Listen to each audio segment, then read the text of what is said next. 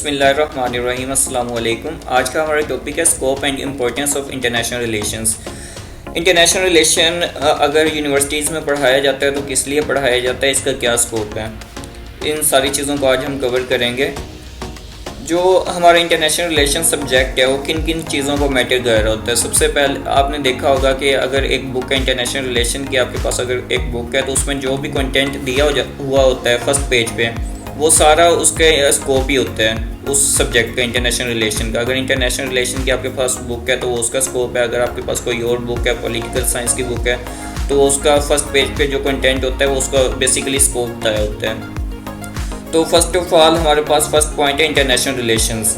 International relations में हम study करते हैं वेरियस कंट्रीज़ के रिलेशनशिप्स को, कि उनके दरमियान कैसे रिलेशनशिप्स हैं। एक कंट्री अगर दूसरी कंट्री के साथ रिलेशनशिप बना रही है तो वो किस बेस पे बना रही है, पॉलिटिकल बेस पे बना रही है, इकोनॉमिक बेस पे बना रही है, कल्चरल बेस पे बना रही है, या फिर किसी और पॉइंट ऑफ व्यू से बना रही है। तो उन सारी चीज़ों को जो हम स्टडी करते हैं वो हम कहाँ स्टडी करते हैं, इंटरनेशनल रिलेशंस में ही तो हम स्टडी करते हैं इसको। तो पहला स्कोप इसका ये हो गया कि हम इंटरनेशनल रिलेशंस को समझते हैं कि इंटरनेशनल रिलेशन क्या होते हैं और ये किस लिए पढ़ाए जाते हैं। उसके बाद हमारे पास आ जाते हैं इंटरनेशनल पॉलिटिक्स। एक पॉलिटिक्स हमारे नेशनल लेवल पे होती है और एक पॉलिटिक्स जो होती है वो इंटरनेशनल लेवल पे होती है। इंटरनेशनल लेवल पे पॉलिटिक्स कैसे होती है कि वेरियस कंट्रीज़ से all over the world, various countries से हर एक जो कंट्री का पॉलिटिशियन होता है वो क्या कर रहा होता है कि वो दूसरी कंट्री के साथ अच्छे ताल्लुकात कायम करने के लिए वो उनकी हेल्प करता है किसी न किसी तरीके से। क्यों हेल्प करता है? ताकि सारे जो कंट्रीज़ हैं वो उसकी बात माने। कोई कंट्री जो है वो उसको आंखें ना दिखाए, उसकी बात को रिग्रेट ना करे, या फिर कोई भी इस तरह की जो चीज़ होती है, कोई भी उसकी बात को इनकार ना करे। इंटरनेशनल पॉलिटिक्स बेसिकली इसलिए हो रहा होता है। उसके बाद हमारे पास आ जाते हैं non state actors. Non state actor हमारे जो इंटरनेशनल रिलेशंस है उसमें बेसिकली एक स्टेट एक्टर्स होते हैं और एक नॉन स्टेट एक्टर्स होते हैं। यहाँ पे हम बात करेंगे नॉन स्टेट एक्टर्स की। नॉन स्टेट एक्टर्स कौन से होते हैं? जैसे हमारी मल्टीनेशनल कंपनीज हो गई, या हमारी NGOs हो गए, हमारे मीडिया ग्रुप्स हो गए, हमारे प्रेशर ग्रुप्स हो गए। ये सारे क्या हैं? ये नॉन स्टेट एक्टर्स हैं जो हमें जैसे नेटो हो गया, सीटो हो गया इंटरनेशनल लेवल पे, ये सारी क्या है? नॉन स्टेट ऑर्गेनाइजेशंस हैं। उसके बाद हमारे पास आ जाती है इंटरनेशनल ऑर्गेनाइजेशंस। इंटरनेशनल ऑर्गेनाइजेशंस हमारे पास जैसे वर्ल्ड बैंक हो गई, IMF हो गई, ILO हो गई, WHO हो गई, यूनाइटेड नेशंस हो गई। ये सारी क्या इंटरनेशनल ऑर्गेनाइजेशंस हैं। और ये हम इन सारी चीज़ों को हम कहाँ पढ़ रहे होते हैं, कहाँ स्टडी कर रहे होते हैं? इंटरनेशनल रिलेशंस की बुक में हम स्टडी कर रहे होते हैं इनको। तो ये इसका एक स्कोप है इंटरनेशनल रिलेशन का। उसके बाद हमारे पास आ जाती है फॉरेन पॉलिसी। इसमें हम फॉरेन पॉलिसी को भी देखते हैं, फॉरेन पॉलिसी कैसे बनती है, कैसे इंप्लीमेंट करती है, किस कंट्री के साथ किस तरह की हमने फॉरेन पॉलिसी को बनाना है। अगर हमने रशिया के साथ फॉरेन पॉलिसी अपनी कायम करनी है तो उनमें क्या क्या चीज़ें हमने कंक्लूड करनी है। अगर अमेरिका के साथ करनी है तो क्या किन किन हमने चीज़ों को देखना है, क्या क्या हमने पॉलिसीज़ बनानी है। अगर हमने इंडिया के साथ पॉलिसी को कायम करना है तो किस तरह की उसमें पॉलिसीज़ हों। तो हर कंट्री के साथ डिफरेंट पॉलिसीज़ होती हैं हर कंट्री की। इसमें डिप्लोमेसी इसमें फॉरेन पॉलिसी में हम देखते हैं कि डिप्लोमेसी किस तरह से डिफरेंट है, और जो सारी कंट्रीज़ हैं वो एक दूसरे के साथ दूसरी कंट्रीज़ के साथ किस तरह की पॉलिसीज़ बना रहे होते हैं। उसके बाद हमारे पास नेक्स्ट पॉइंट आ जाता है नेशनल पावर। नेशनल पावर को भी हम इंटरनेशनल रिलेशंस में स्टडी करते हैं। नेशनल पावर क्या होता है, इसके क्या क्या कंपोनेंट्स होते हैं।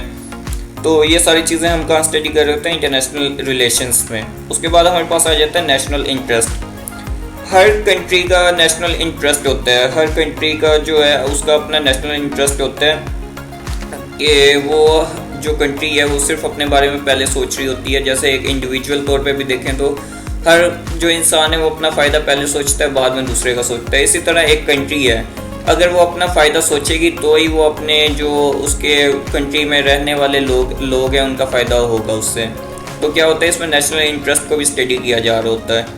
उसके बाद हमारे पास आ जाते हैं इंटरनेशनल लॉ। इंटरनेशनल लॉ क्या होता है, इसके क्या क्या सोर्सेज हैं, ये सारी चीज़ें भी हम इंटरनेशनल रिलेशंस में पढ़ रहे होते हैं। उसके बाद हमारे पास आ जाते हैं ह्यूमन राइट्स।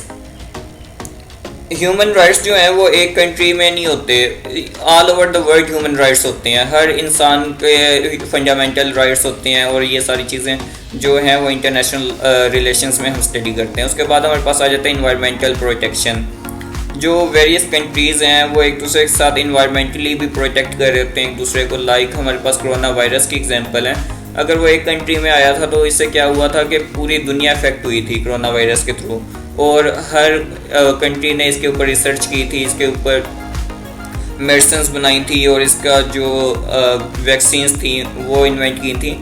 तो ये सारी इन्वायरमेंटल प्रोटेक्शन जो है ये भी इंटरनेशनल रिलेशंस में हम स्टडी करते हैं। उसके बाद वार एंड पीस आ जाते हैं, अमन और जंग, ये सारी चीज़ें भी हम इंटरनेशनल रिलेशंस में पढ़ते हैं कि अगर जंग होती है तो क्यों होती है, अगर अमन कायम होता है तो किस तरह से कायम हो सकते हैं। तो ये कुछ पॉइंट्स थे जो हमने इंटरनेशनल रिलेशंस में स्टडी किए हैं। इसके अलावा और भी बहुत पॉइंट्स हैं, तो यहाँ पे मैंने कुछ पॉइंट्स को एक्सप्लेन किया है। इसके बाद इसके ऊपर क्वेश्चंस भी बन के आ सकते हैं, हर पॉइंट के ऊपर क्वेश्चन बन के आ सकते हैं। तो ये इसका बेसिक सा कॉन्सेप्ट था। इसके बाद हमारे पास आ जाता है इसके अलावा और इंटरनेशनल रिलेशन का हमें क्या बेनिफिट होता है। इंटरनेशनल रिलेशंस जो है हमारे जो जनरल नॉलेज है इसको इंक्रीज़ करते हैं। इसमें हमें वेरियस सब्जेक्ट्स मिल जाते हैं जो हमारे CSS के जो एग्ज़ाम्स हैं उसको भी कवर कर रहे होते हैं, और इसका जो इंटरनेशनल रिलेशन जो है CSS के एग्ज़ाम्स में 200 मार्क्स इसका पेपर होता है। तो इंटरनेशनल रिलेशन का वाइड स्कोप है, अगर हम इसको स्टडी करते हैं और ये हमारे लिए हेल्पफुल साबित होगा। तो ये इसका बेसिक सा कॉन्सेप्ट था। Thank you so much for watching and जज़ाकल्लाह।